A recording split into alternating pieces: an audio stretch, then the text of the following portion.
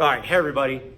Hope you're all well. I'm coming back with like the first educational video that I've done this school year.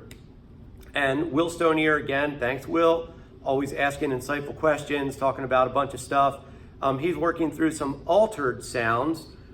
Specifically, I think he was telling me that he was working on East of the Sun and just thinking about like applications of some altered sounds on dominant chords, and asked for some comments from me. And I figured this morning I posted a short on There'll Never Be Another You. As I get back into playing, as I'm kind of working through stuff after a long period of time off, which is what I've had, I try to pick standards that I know really, really well, that I don't have to think about, that I can just play and not worry about, oh, what's the form, what's the chord changes, what's the melody.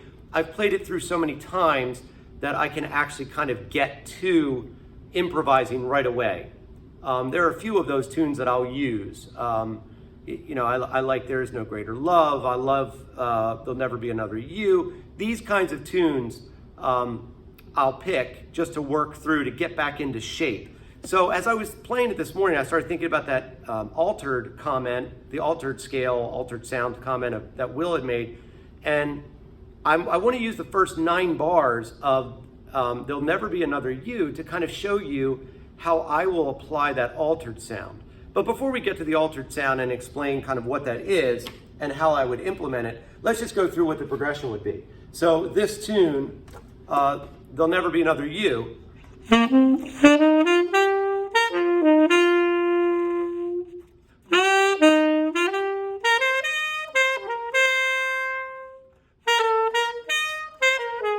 that's 9 bars, okay? If you want the rest of the tune, just, I don't know, go ahead and take it out of the real book, listen to some recordings. It's a beautiful tune and it's a great one to blow over. So the construction of the tune would be this.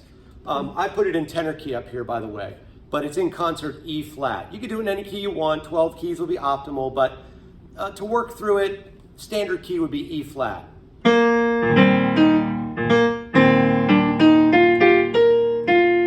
That's all E flat major, 2 bars, and then we go 2-5, E minor 7 flat 5, A7 flat 9. There's my E minor 7 flat 5, A7. I added a sharp 5 in there. There's my flat 9. I could add a sharp 9 to flat 9. Then I'm going down to D minor. 2 bars in D minor. Then 2-5 to 4. I'm going 2-5 to B flat. B flat's the 4 in F. So here's my C minor 7 to E flat, which I added a sharp 5 and a flat 9, to B flat major. So in time, E flat, 2-5 to D minor, 2-5 to 4. Okay, so that's kind of the progression. Now, I will use an altered sound on this. So what exactly is the altered scale? Well, the altered scale is kind of hard to explain.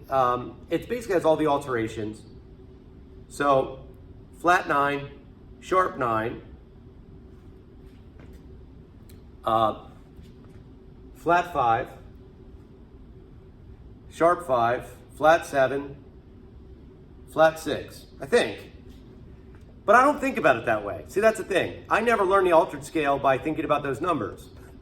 I learned the altered scale the Larry McKenna way, which is the second application of the jazz minor scale. Jazz minor scale.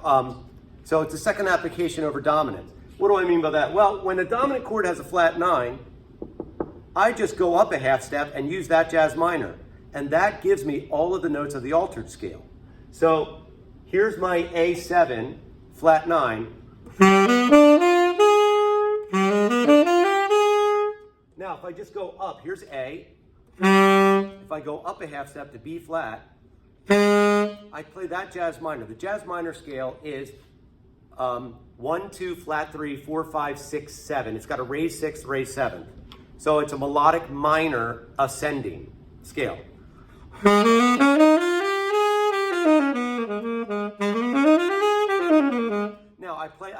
those notes and start on A, and that's my altered scale. I just don't think about it that way because it was just easier for me to think of the B flat jazz minor. That's just me. Maybe that would help you. Now I'm going to do the same thing here. C minor 7, F7. F7, I'm going to imply that that's going to be a flat 9, so I'm going to go up a half a step and use that jazz minor. What's up a half step from F? F sharp. So I'm going to use, instead of here's my F7 with a flat 9. Now I'm going to start on that flat 9 or flat 2, which is the F sharp, and play that melodic minor ascending or jazz minor.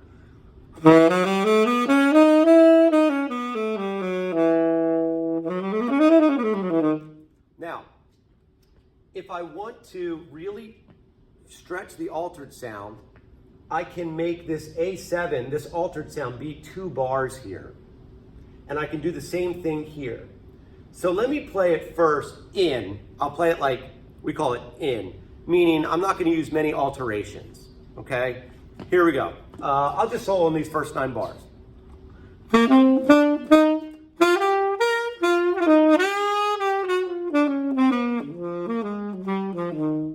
Actually, I did use an alteration there.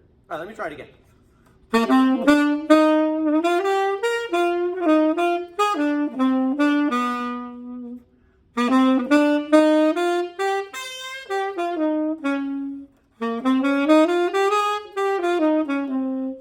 Okay, so they're all in sounds, meaning I'm trying to use the notes of the chords or the chord scale that goes with it.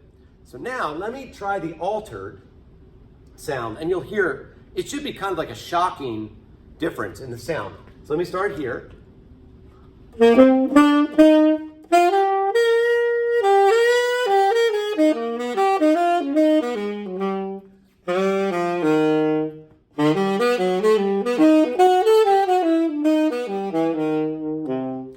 now I'm here. So let me do it one more time.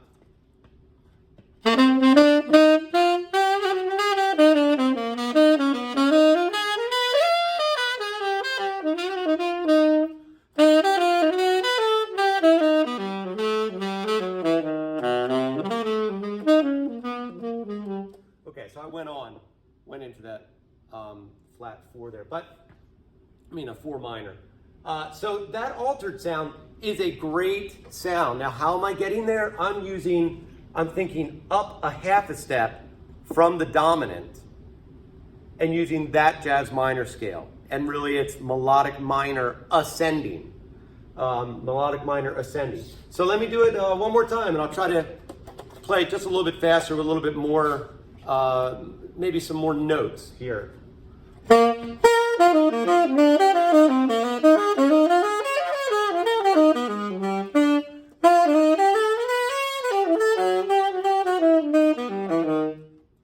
me do it again. That one was pretty bad.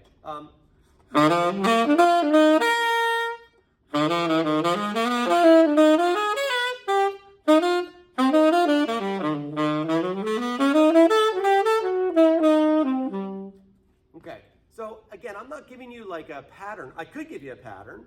Here's a pattern.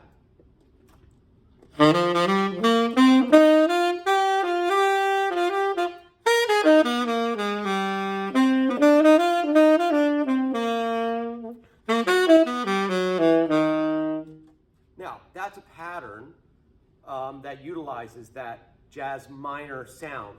The pattern is the Crimea River pattern. 9, 1, 5, flat 3, 2, 1. So if I was doing it over this, I'm thinking the numbers for this: C, B flat, F, D flat, C, B flat. Over this one, I'm going to do that same pattern but start on G sharp because that's a 9 of the F sharp minor. And then resolve it to the F, which is the 5 of B flat. Okay, so long-winded, but basically what do I do on the altered? I could stretch it out. I'm thinking about these jazz minor scales because I don't know. I don't think it's wrong for you to think of the altered scale as the altered scale. I actually think there's a big rightness to that it is what it is. But for me to get to it, I like using that jazz minor application because it's just, for me, in my brain, that just makes more sense. Okay, so this is a long one, but hopefully this helps with some altered stuff. Again, if it's altered, up a half step from the root and use the jazz minor that's up a half step from that root of that altered dominant chord. So if it's an A7 flat 9, go up to a B flat, that's a half step above A, and use that jazz minor. All right, hope you're well.